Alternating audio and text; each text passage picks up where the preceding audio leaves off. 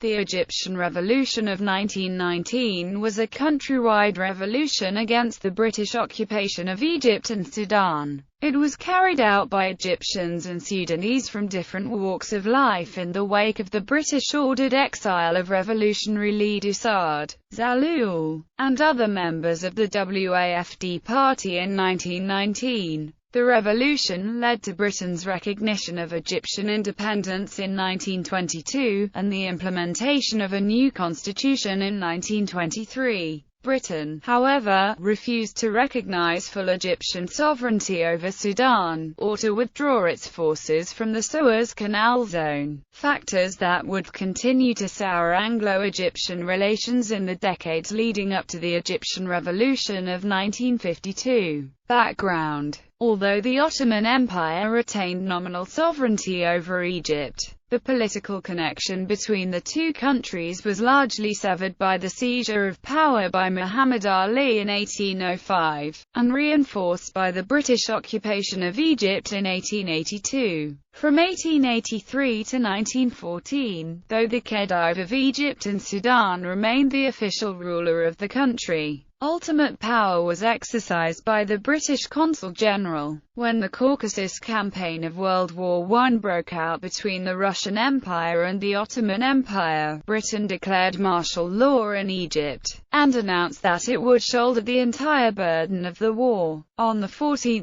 December 1914, the Khedivate of Egypt was elevated to a separate sultanate, and declared a British protectorate, thus terminating definitively the legal fiction of Ottoman sovereignty over Egypt. The terms of the protectorate led Egyptian nationalists to believe that it was a temporary arrangement that would be changed after the war through bilateral agreement with Britain. Causes: prior to the war, nationalist agitation was limited to the educated elite. Over the course of the war, however, dissatisfaction with the British occupation spread amongst all classes of the population. This was the result of Egypt's increasing involvement in the war, despite Britain's promise to shoulder the entire burden of the war. During the war, the British poured masses of foreign troops into Egypt, conscripted over 1.5 million Egyptians into the labor corps, and requisitioned buildings, crops, and animals for the use of the army.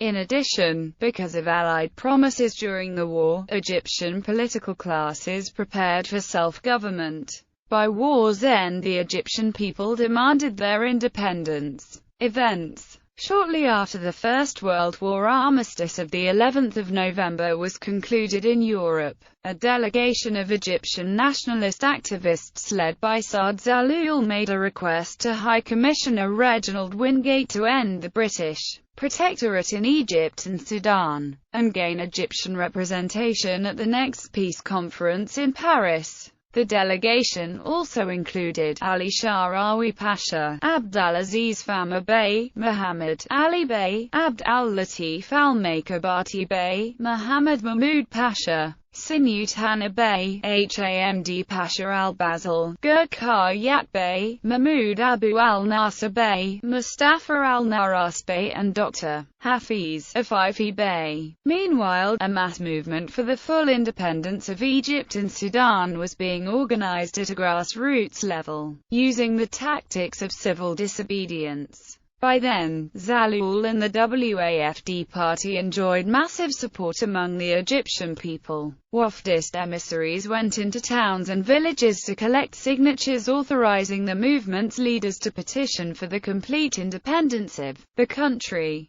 Seeing the popular support that the WAFD leaders enjoyed, and fearing social unrest, the British proceeded to arrest Zaloul and two other movement leaders on 8 March 1919 and exiled them to Malta. In the course of widespread disturbances between 15 to 31 March, at least 800 Egyptians were killed, numerous villages were burnt down, large landed properties plundered and railways destroyed. The result was revolution, according to noted professor of Egyptian history James Jankowski. For several weeks until April, demonstrations and strikes across Egypt by students, elite, civil servants, merchants, peasants, workers, and religious leaders became such a daily occurrence that normal life was brought to a halt. This mass movement was characterized by the participation of both men and women, and by spanning the religious divide between Muslim and Christian Egyptians. The uprising in the Egyptian countryside was more violent, involving attacks on British military installations, civilian facilities and personnel. By the 25th of July 1919, 800 Egyptians were dead, and 1,600 others were wounded.